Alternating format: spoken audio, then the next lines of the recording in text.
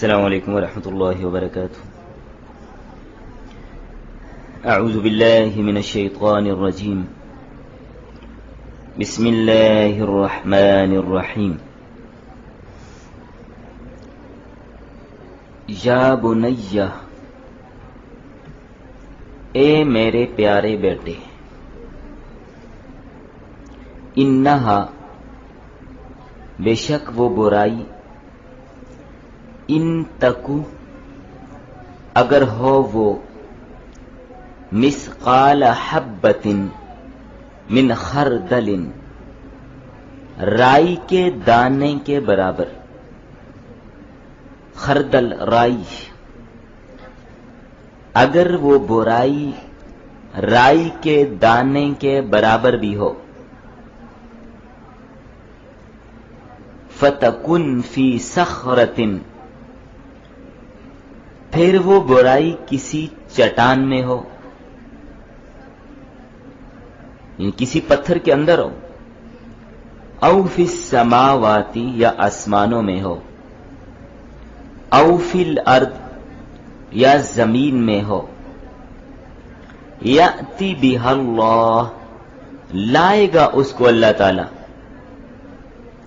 میدان محشر میں اس کو لا کے سامنے رکھا جائے گا، چھپ نہیں سکتی وہ.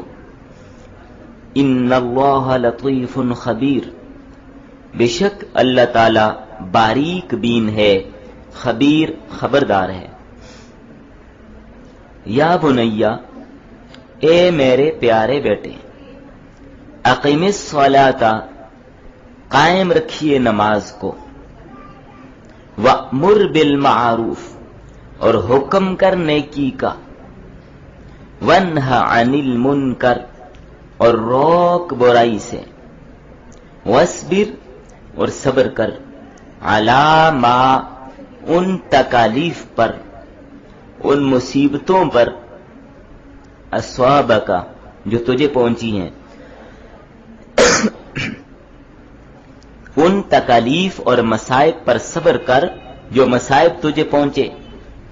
ان ذالک، بے شک یہ، من عزم الامور، پختہ باتوں میں سے. ہاں، صبر کرنا کوئی آسان کام نہیں ہے، بڑا مشکل کام ہے. ولا تصعر خدک، اور نہ پھولا اپنے گال کو. ولا تصعر خدک، خد رخسار، نہ پھولا اپنے گال کو، للناس، لوگوں کے سامنے. ولا تمشی فی الارض مرحا، اور نہ چلنا زمین میں اکڑتے ہوئے. ان اللہ، بے شک اللہ تعالی، لا يحب، نہیں پسند کرتا، کل مختال فخور، کسی بھی اترانے والے اور شیخی مارنے والے کو، کسی بھی تکبر کرنے والے کو، اکڑ کر چلنے والے کو اللہ نہیں پسند کرتا. پاؤں بھی بڑے سٹائل کے ساتھ رکھتا جائے. وقصد فی مشیک، اور میانہ روی اختیار کر، فی مشیک، اپنی چال میں، اپنے چلنے میں. واغضض من صوتک، اور پست رکھ اپنی آواز کو. ان انکر الاصوات، بے شک سب آوازوں میں، انکر بری آواز، سب آوازوں میں بری آواز، لصوت الحمیر، البتہ گدھے کی آواز ہے. بس.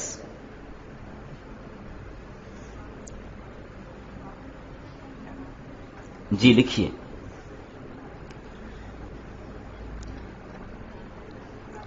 سورہ لقمان کا درس نمبر 8، آیت نمبر 16 تا 19. ربط. سابقہ درس میں آپ نے پڑھا تھا کہ حضرت لقمان حکیم نے اپنے بیٹے کو نصیحتیں کی، تو ان نصیحتوں کے سلسلے میں پہلے تو لقمان حکیم نے اپنے بیٹے کو شرک سے منع کیا، شرک نہ کرنا. درمیان میں اللہ تعالی نے والدین کے ساتھ احسان کرنے کی تاکید فرمائی۔ اب اس کے بعد پھر حضرت لقمان کی وصیتوں کا ذکر فرمایا جا رہا ہے جو انہوں نے اپنے بیٹے کو کی تھی۔ پہلی نصیحت وہ گزر گئی کہ اللہ کے ساتھ کسی کو شریک نہ کرنا۔ اللہ تعالیٰ نے قرآن کریم میں اپنے کلام میں حضرت لقمان حکیم کی ان نصیحتوں کو اس لیے بیان کیا تاکہ لوگ خود بھی عمل کریں اور اپنی اولاد کو بھی بتائیں، ان پر عمل کی تاکید کریں۔ لقمان حکیم نے کتنی قیمتی نصیحتیں کی۔ آج کے سبق میں قرآن کریم میں جتنی بھی نصیحتیں ہیں آج وہ مکمل ہو جائیں گی، اور لقمان نے جو اپنے بیٹے کو کی ہیں۔ پھر کچھ دیگر کتب میں جو نصیحتیں حضرت لقمان کی طرف منسوب ہیں ان کا تذکرہ بھی انشاءاللہ کریں گے۔ کچھ پہلے سبق میں نے آپ کو لقمان حکیم کے تعارف میں ان کے کچھ نصائح، ان کی عقل مندی کی باتیں آپ کے سامنے ذکر کی تھی۔ تو پہلا سبق لقمان حکیم نے جو اپنے بیٹے کو دیا وہ یہی دیا جو انبیاء کرام کا مشن تھا، یا قوم اعبدوا اللہ ما لکم من الہ غیر، اللہ کے علاوہ کسی اور کی عبادت نہیں کرنی۔ اور کلمے کا پہلا جز بھی لا الہ الا اللہ۔ تو تاکید فرمائی کہ اللہ کے ساتھ کسی کو شریک نہ ٹھہرانا۔ ان الشرک لظلم عظیم، شرک ظلم عظیم ہے۔ تو بڑی قیمتی باتیں جو مزید نصیحتیں کی وہ بھی آپ کے سامنے آگے آ رہی ہیں، ان کو بھی آپ توجہ اور تسلی کے ساتھ سنیے۔ اچھا، لقمان حکیم کے اس بیٹے کا نام کیا تھا؟ مفسرین نے اس بیٹے کا نام لکھا ہے ساران، باقی قرآن و حدیث میں تو اس کا کوئی تذکرہ نہیں ملا۔ بعض مفسرین نے لکھا ہے کہ اس کا نام تھا ساران، سین الف را الف نون، ساران۔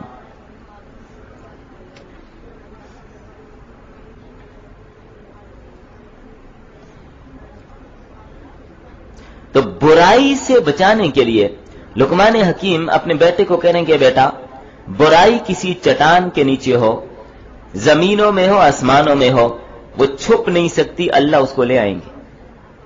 جہاں پر بھی ہو اللہ اس کو لے کے آئیں گے، حساب کتاب دینا ہوگا۔ اس نقطے پر یقین رکھنا چاہیے۔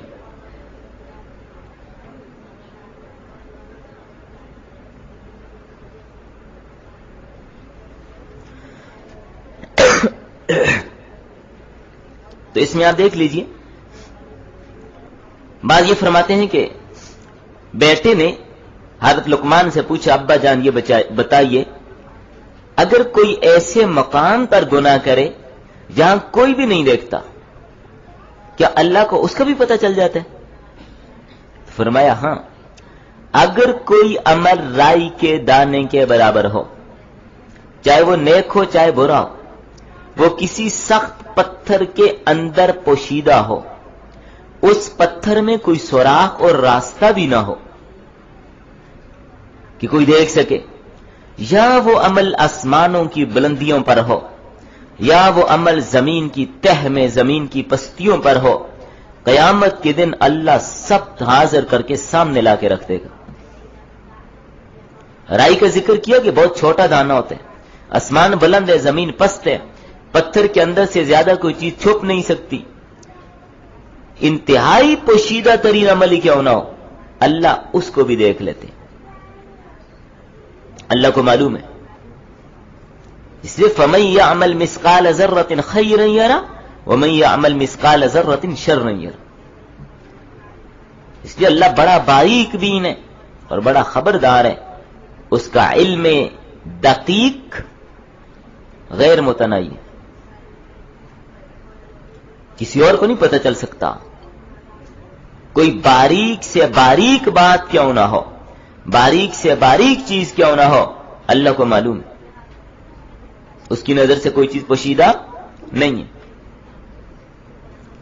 جنت ابراہیم بن ادم، ان سے کسی نے کہا کہ حضرت کوئی ایسا عمل بتائیے کہ میں گناہ بھی کرتا رہوں اور بخشا بھی جاؤں. فرمایا آسان بات ہے بھائی, گناہ بھی کرتے رہو بخشے بھی جاؤ گے. ان کا جی وہ کیسے؟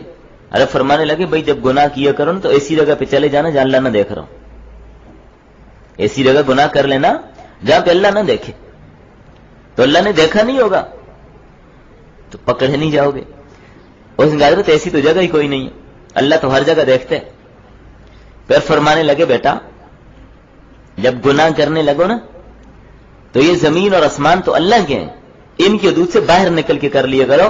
جب اللہ پوچھیں گے گناہ کیوں کیا تو آپ کہہ دینا یا اللہ نہ تیرے آسمان کے نیچے کیا نہ تیری زمین پر کیا, میں نے تو باہر نکل کے کیا. ان کا حضرت ایسی تو کوئی جگہ نہیں ہے جو اللہ کی ملک سے باہر ہو. پھر فرمانے لگے چلو ایسا کر لینا, جب تم گناہ کرنے لگو تو اللہ کا کھانا پینا, اللہ کی دی ہوئی جو چیزیں وہ چھوڑ دو, اللہ کی پیدا کردہ چیزیں استعمال کرنا چھوڑ دو. اگر اللہ نے پوچھ لیا گناہ کیوں کیا تھا تو آپ کہہ دینا اللہ نہ تیری چیزیں استعمال کی ہیں, نہ کھائیں نہ پیئیں, تو آپ مجھ سے کیوں پوچھتے ہیں؟ ان کا جی یہ بھی ناممکن بات ہے کہ ہر چیز اللہ کی پیدا کردہ نہیں کھاؤں گا تو مر جاؤں گا. پھر فرمانے لگے چلو ایسا کر لینا, جب موت کے وقت اسرائیل علیہ السلام آ جائے نا روح نکالنے, ان سے کہہ دینا حضرت ذرا تھوڑا سا صبر کیجیے میں ذرا توبہ کر لوں, 1 منٹ رک جائیے. ان کا حضرت یہ بھی نہیں ہو سکتا, اس نے کب انتظار کرنے, جب وقت آ جائے تو کوئی تقدیم تاخیر نہیں ہوتی. پھر فرمانے لگے اچھا ایسے کر لو, جب قبر میں آپ کو داخل کر دیا جائے گا تو ان نکیرین آپ سے پوچھیں گے نا تیرا رب کون ہے, ان سے کہنا نکل جاؤ یہاں سے, میں نے کوئی نہیں بتانا. ان کا حضرت یہ بھی ناممکن بات ہے, میرا اختیار تھوڑا چلنے. پھر فرمانے لگے اچھا ایسے کر لینا, کل قیامت کے دن فیصلہ ہوگا, گناہوں کی وجہ سے فیصلہ لکھا جائے گا, فرشتوں سے کہا جائے گا لے جاؤ اس کو جہنم میں. فرشتوں کے آگے اکڑ کے کھڑے ہو جانا, میں تو نہیں جاتا, میں نے کوئی نہیں جانا. ان کا حضرت یہ بھی نہیں ہو سکتا. فرمایا نہیں ہو سکتا تو گناہ ہی چھوڑ دو. تو اس نے کہا حضرت مجھے بات سمجھ آ گئی ہے. تو اللہ والوں کے سمجھانے کا بھی اپنا طریقہ ہوتا ہے. فرمایا اللہ تعالیٰ بڑا باریک بین ہے, کوئی چیز اس سے پوشیدہ ہے ہی نہیں, کون چھپائے کہاں چھپائے. تو لقمان حکیم کی پہلی نصیحت کیا تھی؟ اللہ کے ساتھ کسی کو شریک نہ کرنا. دوسری نصیحت ہر عمل کے وقت, میں اپنے الفاظ میں اس کو سمجھا رہا ہوں آپ کو, دوسری نصیحت ہر عمل کے وقت اللہ کو حاضر ناظر سمجھنا کہ اللہ مجھے دیکھ رہا ہے, اور یہ یقین رکھنا ہے کہ اللہ سے کوئی بات پوشیدہ نہیں ہے. ہر وقت اس کا تصور اور استحضار کرنا ہے. اللہ کا استحضار گناہوں سے تریاق ہے. جس آدمی کا یقین بن جائے, نظریہ بن جائے, عقیدہ بن جائے, ہر وقت دھیان اللہ کی طرف کہ اللہ مجھے دیکھ رہا ہے, ہر وقت جہاں بھی ہے, دکاندار ہے, کوئی ملازم ہے, جب اس کا نظریہ بن گیا اللہ مجھے دیکھ رہا ہے تو اس کو پتہ ہے اللہ دیکھ رہا ہے. وہ ترازو میں کبھی ڈنڈی نہیں مارے گا, کبھی کسی کو جیلی پیسے نہیں دے گا, کہ اس کو نہیں پتہ چلا اللہ کو تو پتہ چل رہا ہے. خراب پھل ڈال کے نہیں بیچے گا, اور اسی طرح کسی کے ساتھ دھوکہ نہیں کرے گا, اس لیے اس کو پتہ ہے اللہ دیکھ رہا ہے اگرچہ یہ نہیں دیکھ رہا. تو یہ تصور رکھنا ہے. لقمان حکیم کی یہ نصیحت بتا رہی ہے کہ اللہ دیکھ رہا ہے. تو طالب علم یا طالبات پڑھ رہے ہیں, استاد موجود نہیں ہے, لیکن اللہ تو دیکھ رہا ہے کہ اپنا وقت ضائع کیا تھا, پڑھنے کا دورانیہ, تعلیم کا دورانیہ پڑھنے پہ لگایا تھا یا خیانت کی تھی, گپیں لگائی تھی. اللہ دیکھ رہا ہے کہ اللہ نہیں پوچھیں گے. گھر سے آپ کو پڑھنے کے لیے بھیجا, تعلیم حاصل کرنے کے لیے بھیجا, قرآن آپ کے پاس موجود تھا, استاد کی جیب میں تھوڑا ہی تھا, سامنے تھا, بیٹھ کے یاد کیوں نہیں کیا؟ ضروری ہے کہ استاد سر پہ ڈنڈا لے کے کھڑا ہو تو پھر ہی پڑھنا ہے. جب یہ یقین ہے کہ اللہ دیکھ رہا ہے تو استاد اس کے سامنے کیا چیز ہے؟ اللہ جو دیکھ رہا ہے.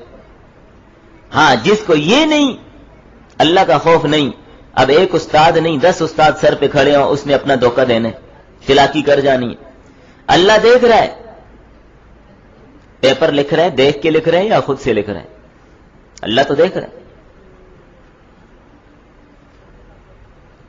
جب یہ تصور بن جائے, یہ یقین بن جائے کہ میں کلاس میں موجود ہوں, میرا اللہ مجھے دیکھ رہا ہے, تو اب پھر دھوکہ نہیں ہوگا کہ میں نے پڑھنا ہے, مجھے پڑھنے کے لیے بجائے کہیں میرے ماں باپ کے ساتھ خیانت نہ ہو جائے. میرے ماں باپ نے مجھے ہر چیز سے نکال کر الگ کر کے پڑھنے کے لیے مجھے نکالا ہے، اب میں یہاں پر بھی آ کر اپنا وقت ضائع کروں.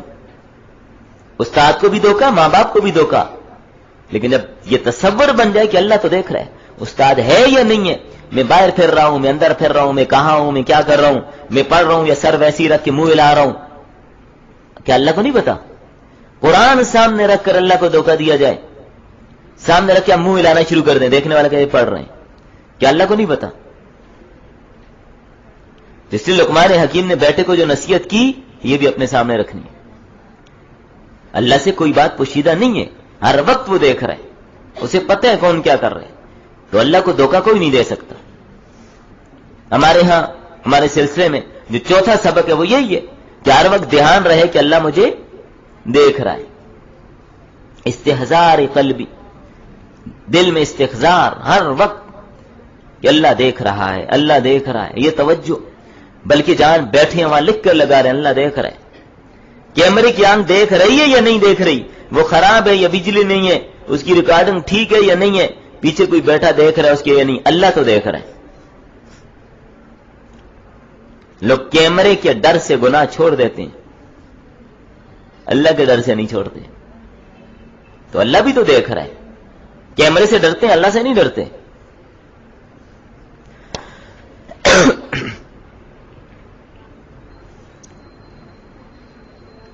تو اس لیے یاد رکھیے گا،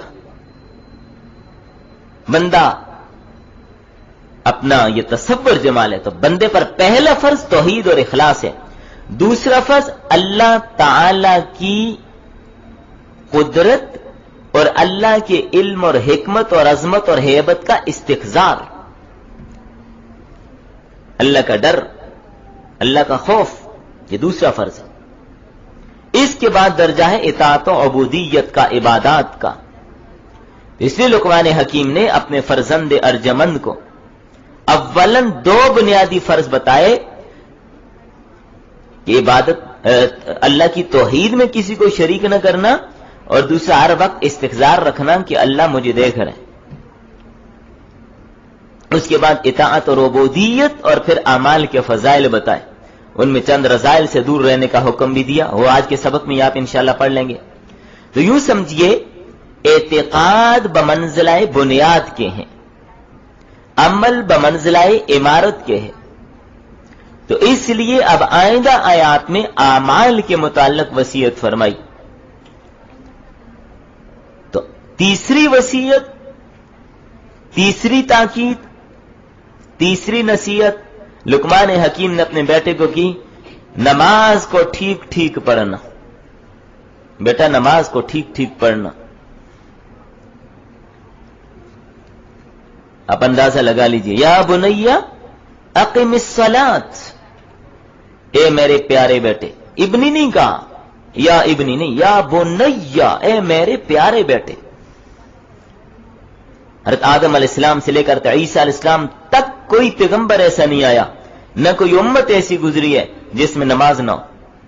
سب کیا نمازیں تھیں. تو نماز بڑی بہترین عبادت، بڑی محبوب عبادت، بڑی جامع عبادت.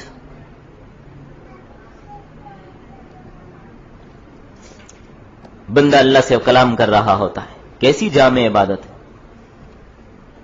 اس لیے فرمایا نماز کا خیال رکھنا، نماز ٹھیک ٹھیک پڑھنا، یعنی نماز کو آداب کی، سنن کی، واجبات کی، مستحبات کی رعایت رکھتے ہوئے پڑھنا ہے.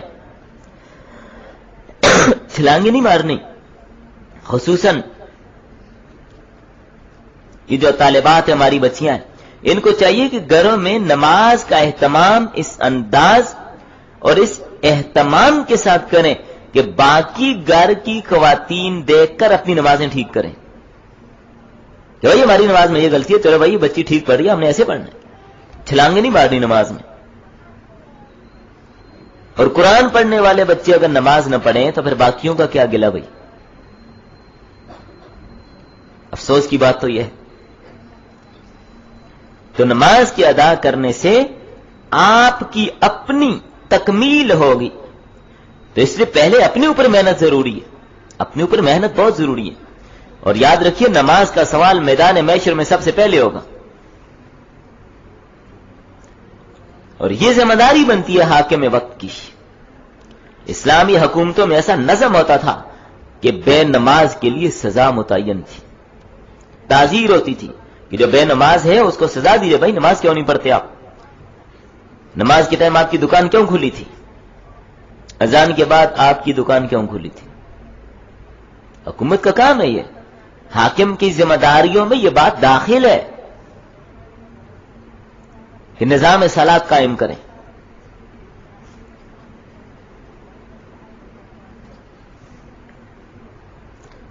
تو یاد رکھیے گا، اپنے آپ کو سنوارنا زیادہ ضروری ہے. خود کو سنوارنا، اپنی اصلاح کرنا، اپنے آپ کو ٹھیک کرنا. جب اپنی اصلاح ہو جائے پھر دوسروں کو بھی ٹھیک کرنا، ان کو اعمال حسنہ کی تاکید کرنا اور برے اعمال سے منع کرنا تھا. چوتھی نصیحت لقمان حکیم کی یہی ہے، امر بالمعروف نہی عن المنکر.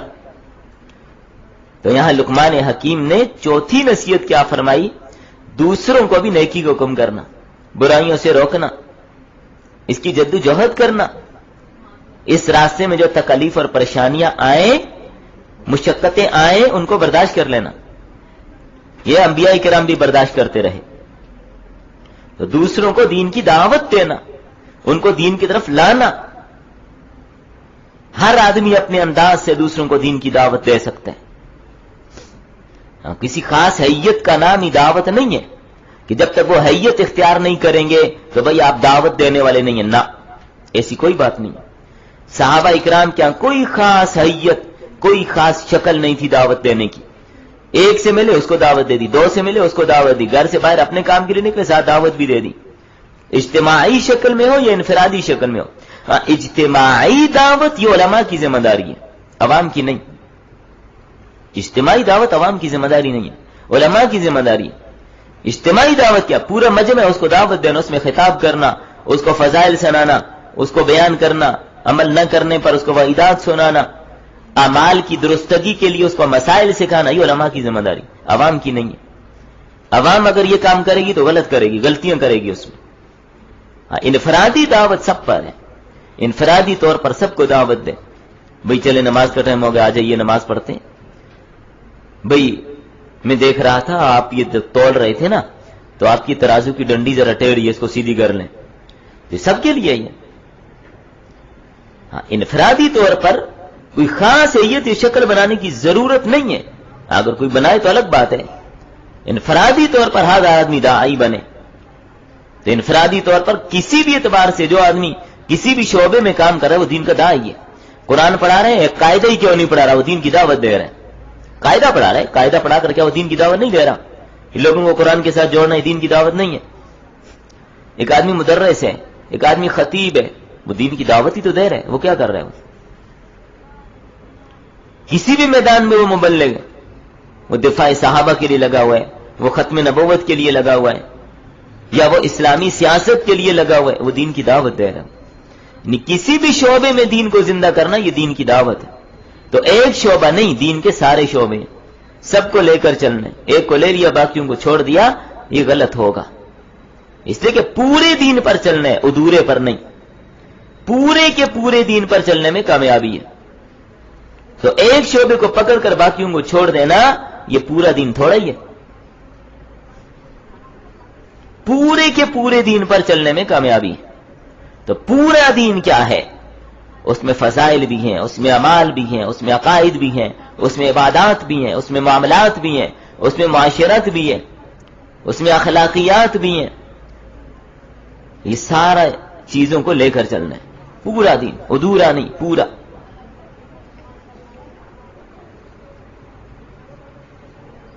اور اس میں یہ بات بھی ذہن میں رکھیے، کسی بھی کام کے لیے جو فضائل موجود ہیں اس کو وہیں پر رکھنا چاہیے. اس کو اپنے کام پر فٹ کرنے کی اجازت بھی نہیں ہوتی. بعض کو جہاد والی روایات کو اٹھا کر کسی اور کام پہ فٹ کرنا، اس کی اجازت بھی شریعت نہیں دیتی. لیکن جہاد جیسا عمل کوئی نہیں ہے، اس والی فضیلت کہیں اور نہیں مل سکتی. اس لیے اس کی فضیلت اپنے مقام پر ہے، اس کا درجہ اپنے مقام پر ہے. دیکھ اسلامی فوجی، ایک مسلمان فوجی اسلامی سرحد پہ کھڑا پہرا دے رہے ہیں، ساری رات اس نے پہرا دیا، اور ایک آدمی کہتا ہے کہ میں اللہ کے راستے میں مسجد میں جا کر، ایک پروگرام ہے مسجد میں جا کر بیان سنوں گا، ساری رات وہاں رہوں گا۔ کیا دونوں برابر ہیں؟ یہ مسجد میں محفوظ بیٹھا ہوا ہے، وہ سرحد پہ کھڑا ہے، ابھی گولی آئی، ادھر سے آئی ادھر سے آئی، کہاں سے آئی؟ دونوں برابر ہو سکتے ہیں؟ ہرگز نہیں ہو سکتے۔ اس لیے جس کی جو فضیلت ہے اس کو اسی جگہ پہ رکھنا چاہیے۔ نیکی کا حکم کرنا، برائیوں سے روکنا، یہ بھی لازم اور ضروری ہے۔ اور اس میں پھر دعوت، کس میدان میں کون آدمی دعوت کا کام کر رہے ہیں، اس میدان میں اس کو پختگی بھی حاصل کرنی چاہیے کہ میں داعی ہوں، لوگ آگے سے اسلام پر کوئی اعتراض کریں گے تو میرے پاس جواب بھی ہونا چاہیے، جو اعتراض کریں گے میں اس کا یہ جواب دوں گا۔ اور یاد رکھیں، آپ اگر دعوت کا کام کر رہے ہیں اور آگے ملحد آیا، کوئی یہودی آیا، کوئی عیسائی آیا، کوئی سکھ آیا، کوئی داری ایتھسٹ، کوئی بھی آپ کے سامنے آیا، وہ آپ پر اعتراض کرے گا۔ پہلی بات ہے کہ آپ یہ والی جو دعوت دیتے ہیں اس پر میرا یہ اعتراض ہے، آپ توحید کے قائل ہیں اس پر میرا یہ اعتراض ہے، آپ اللہ کے موجود ہونے کے قائل ہیں اس پر میرا یہ اعتراض ہے۔ ایک نہیں، درجنوں اعتراضات وہ اس پر کرتے ہیں، سینکڑوں اعتراضات وہ اس پر کرتے ہیں۔ آپ کا کیا جواب ہوگا؟ جواب نہیں، ویسے منہ اٹھا کر ہم چلے جائیں بھائی ہم آپ کو دین کی دعوت دینے آئے ہیں۔ پہلے سیکھیے، جواب تیار کیجئے، پھر اس میدان میں ان کا مقابلہ کیجئے۔ یہ اصول اور ضابطے ہوتے ہیں۔ جس میدان میں کام کرنا ہے پہلے اس میدان کے لیے اپنے آپ کو تیار تو کیجئے۔ ویسے تو اسلام کو بدنام کریں گے، وہ اسلام پر اعتراض کریں، آپ جواب کوئی نہ دے سکیں، وہ کہیں ان کے پاس جواب ہی نہیں ہے، بھائی چلو، یہ کوئی اصول نہیں ہے۔ جو کام کرنا ہے اس کے لیے جواب بھی چاہیے۔ اعتراض ہوگا، اعتراض کا جواب دینا ہوگا، یہ نہیں جی کوئی جواب نہیں دینا کسی کو، یہ کون سا اصول ہے؟ قرآن کریم میں نبی کریم صلی اللہ علیہ وسلم، اب آپ دیکھیں، کبھی یہودیوں سے مباحثہ، کبھی عیسائیوں سے، کبھی مشرکین سے، کبھی منافقین سے۔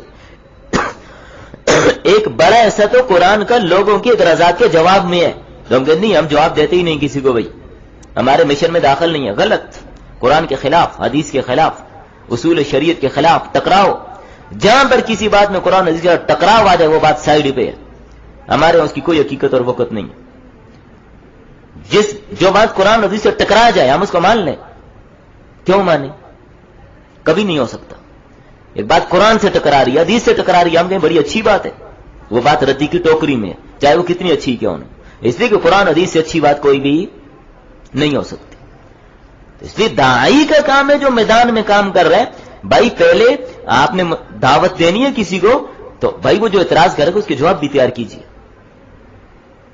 یہ نہ کہ وہاں منہ کی کھانی پڑے اور آپ ویسے ہی واپس آ جائیں کہ بھائی میں نے دعوت دی، سیکھا کچھ نہیں، دعوت کا پتہ نہیں، اصول ضوابط معلوم نہیں۔ وہ قرآن کی اب مخالفین نے، مخالفی دیانت سرسوتی جو آریہ سماج کا بڑا تھا، اس ظالم نے قرآن کی ہر آیت پہ اعتراض کیا۔ اب ایک آدمی کے دل میں ہندوؤں کے ساتھ جا رہا ہوں ان کو دعوت دینی ہے، تو بھائی پہلے اپنے اندر ہمت پیدا کروں، ان کو جواب بھی دینا ہے۔ اس لیے برداشت کرنا سیکھیں، کسی کے ساتھ تھوڑا سا کسی چیز میں اختلاف ہو جائے تو بھائی اس اختلافات کو دشمنی نہ بنایا کریں، اصول و ضوابط سمجھیں۔ اس لیے اپنے بڑوں کو، اپنے اکابرین کو پڑھیے، دیکھیے کس انداز سے انہوں نے باطل کا مقابلہ کیا۔ تو جس فتنے کے سامنے آپ جا رہے ہیں، ایک آدمی ختم نبوت کا کام کر رہے ہیں تو مرزائیوں کی جانب سے اعتراضات، اشکالات، سوالات ہوں گے، ان کے جواب بھی پہلے تیار کر کے رکھیں۔ دفاع صحابہ کے لیے کام کر رہے ہیں، جو سوالات، اشکالات ہوں گے ان کے جواب بھی پہلے تیار کر کے رکھیں، پھر وہ کام کر سکتے ہیں، ورنہ وہ الٹا بدنام کرے گا، یعنی مسلمانوں کے پاس جواب ہی کوئی نہیں ہے۔ بات سمجھ آ رہی ہے کہ مشکل ہے؟ نمبر 5، تلقین صبر۔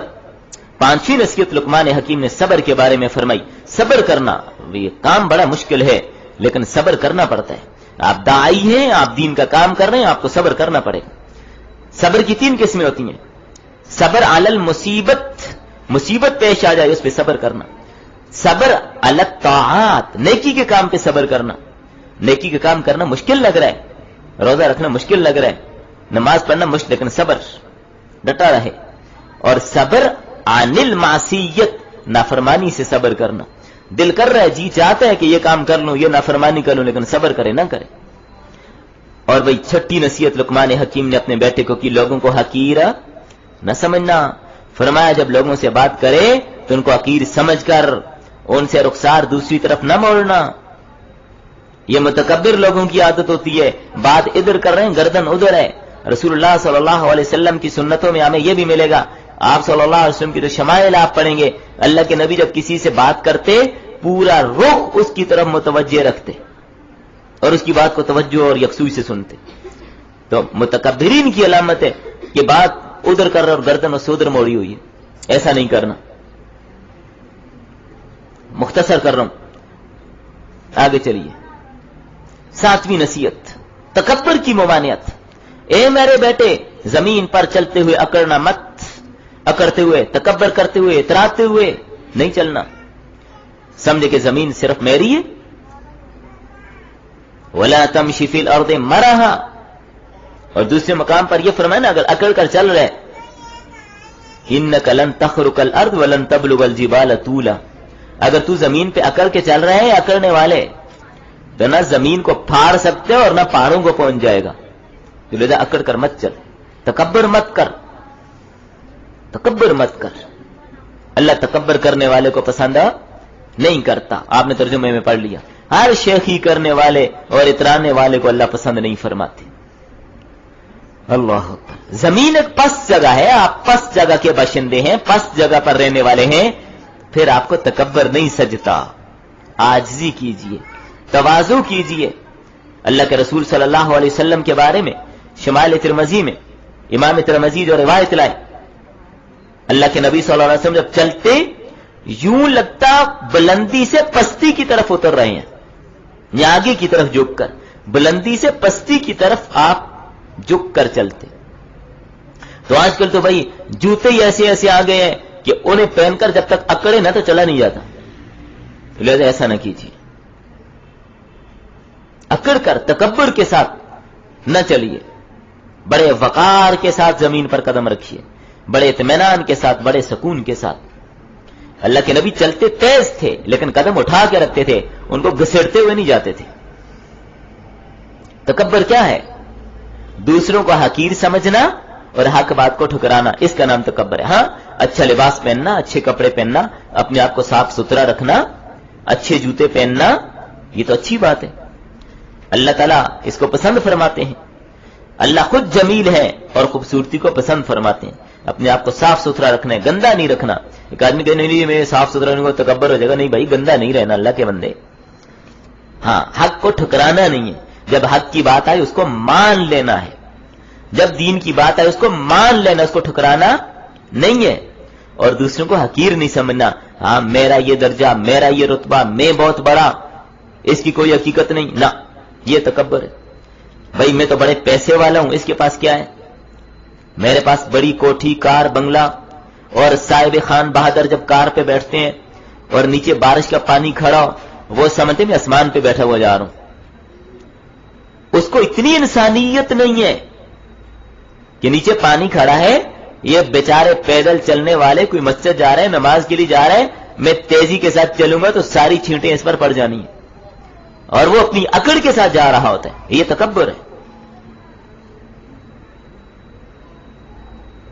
ऐसे लोगों का हाल यही है ना, वहां पर एक ईंट उठा के खड़े हो जाएं, स्पीड से गुजरे, ठा करके तोड़ दें शीशा।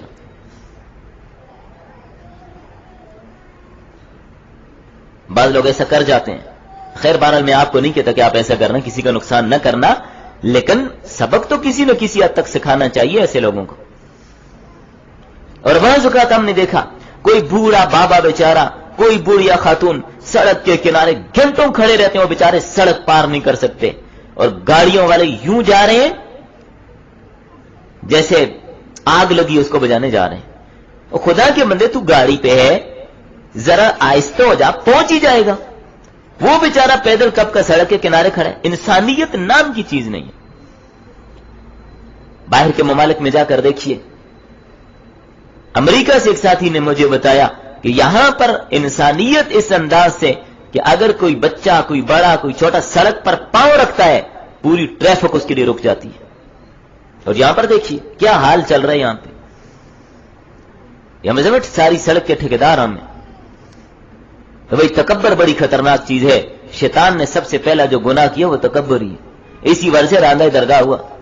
میرا آدم بڑا نہیں ہے، میں بڑا ہوں. اور فرمایا اے بیٹے اپنی آواز کو پست رکھ. کتنی نصیحت ہو گئی؟ 8ویں ہو گئی. اپنی آواز کو پست رکھنا، آواز کو بلند نہ کرنا. اس لیے کہ آوازوں میں سب سے بری آواز گدی کی. بڑا چیختا ہے وہ نہ اختیار کرنا. گدے کا چیخنا چلانا گھاس کے لیے، پانی کے لیے، یہ شہوت جاڑنے کے لیے ہوتا ہے، یا دوسرے گدے سے لڑنے کے لیے وہ شور مچاتے ہیں. تو ظاہر ہے آواز اس انداز کی، اس میں سبعیت اور بہمیت پائی جاتی ہے. اور قرآن کریم میں جہنمیوں کے بارے میں فرمایا لہم فیہا زفیر و شہیق. ان کی آواز کیسی ہوگی؟ گدے جیسی. زفیر کہتے ہیں گدے کی وہ آواز جو باریک ہوتی ہے، ابتدا میں تھوڑا آہستہ آہستہ ہوتا ہے نا، یا آخر میں آہستہ ہوتا ہے. اور شہیق جب اس کی آواز بلند ہوتی ہے. فرمایا تکبر نہیں کرنا. کتنی جامع ترین نصیحتیں کی لقمان حکیم نے اپنے بیٹے کو. یہ نصیحتیں ہم سب کے لیے ہیں. تکبر کیوں آتا ہے؟ مال زیادہ ہو جائے تو. اسباب تکبر بتا رہا ہوں. کسی کو حسن و جمال زیادہ مل جائے تو اس پہ اعتراض آتا ہے. مال زیادہ ہو جائے، کپڑے بڑے اچھے پہنے ہیں، کار بڑی اونچی ہے، کوٹھی بڑی ہے، تکبر آ جاتا ہے. نسب حسب بہت اونچا ہو، تکبر آ جائے، بھائی میرا تو وہ فلاں خاندان ہے. لیکن اللہ کے رسول صلی اللہ علیہ وسلم نے حجۃ الوداع کے موقع پر کیا فرمایا؟ کسی عربی کو اجمی پر کوئی فخر، کوئی برتری نہیں ہے. فضیلت تقوی کی بنیاد پر ہے. کسی سفید کو کسی کالے پر کوئی برتری نہیں ہے. فضیلت تقوی کی بنیاد پر ہے. حسد یہ بھی تکبر کا سبب ہے. قوت، میری طاقت بڑی زیادہ ہے، میری پاور بڑی زیادہ ہے، میں بڑا پہلوان ہوں، تکبر آ جاتا ہے. اور اسی طرح تعلقات، ان سے بھی بڑا تکبر آتا ہے. میرے تعلقات بڑے، وہ بھائی فلاں ڈی سی صاحب میرے اپنے آدمی ہیں، وزیر اعظم صاحب اور صدر صاحب سے میری ملاقات ہے. تو ان تعلقات کی وجہ سے بھی تکبر آ جاتا ہے. تو بہرحال اللہ تعالیٰ ان رذائل سے ہمیں بچائے، اور جو خصائل حسنہ، بہترین خصائل، اچھی عادات، اخلاق حسنہ، اللہ تعالیٰ وہ نصیب فرمائے. چلیں بس. السلام علیکم ورحمۃ اللہ وبرکاتہ.